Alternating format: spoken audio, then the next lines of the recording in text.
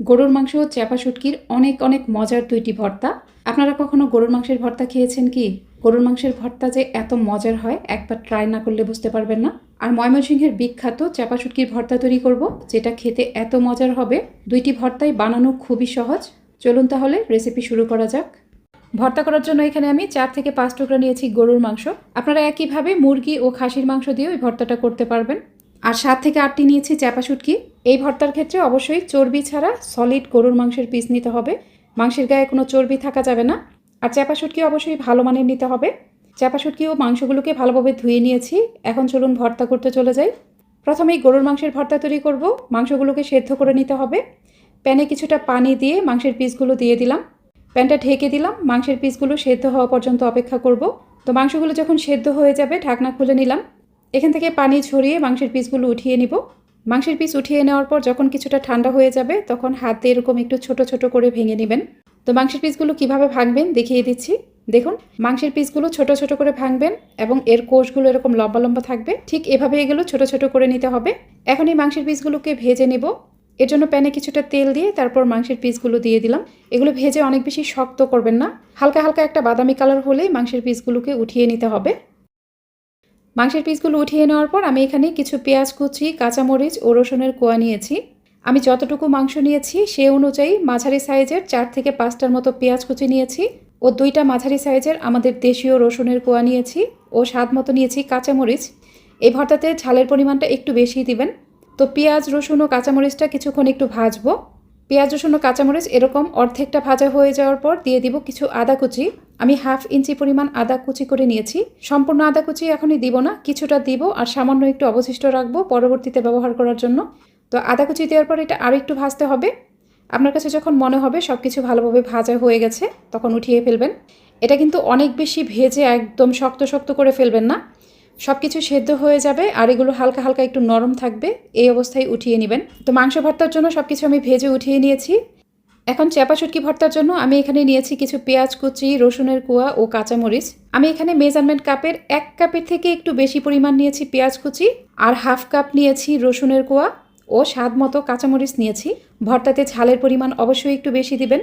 তো পেঁয়াজ, রসুন, কাঁচামরিচ এগুলো প্রথমেই শুকনো খোলায় ভেজে নিতে হবে। প্রথমেই কিন্তু আমি এখানে কোনো তেল ব্যবহার করিনি।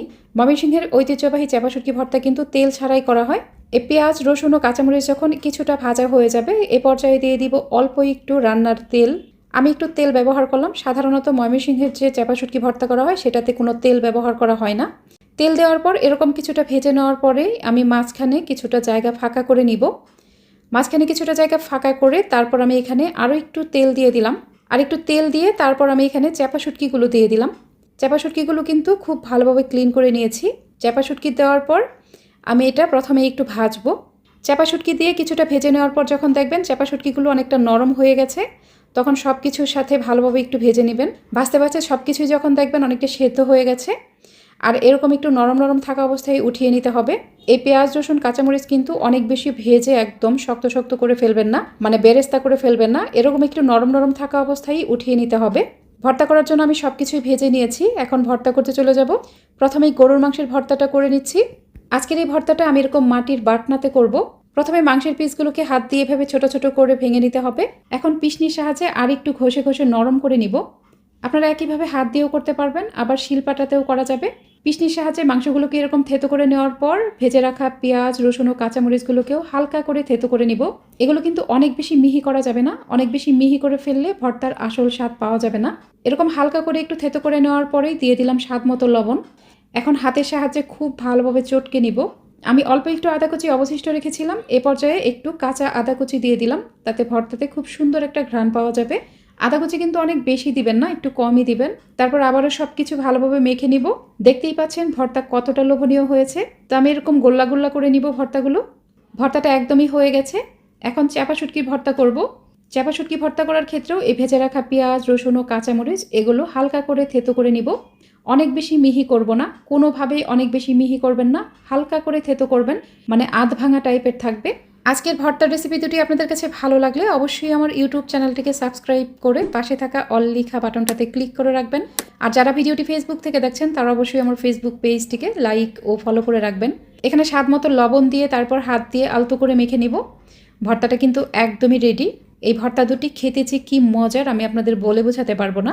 একবার হলো এইভাবে ট্রাই করবেন, তারপর অবশ্যই আমাকে কমেন্টে জানাবেন। গরম গরম ভাতের সাথে এরকম দুটি ভর্তা হলে কিন্তু আর কিছুই লাগবে না। আজ তাহলে এখানেই বিদায় নিচ্ছি। সবাই অনেক বেশি ভালো থাকবেন। আল্লাহ হাফেজ।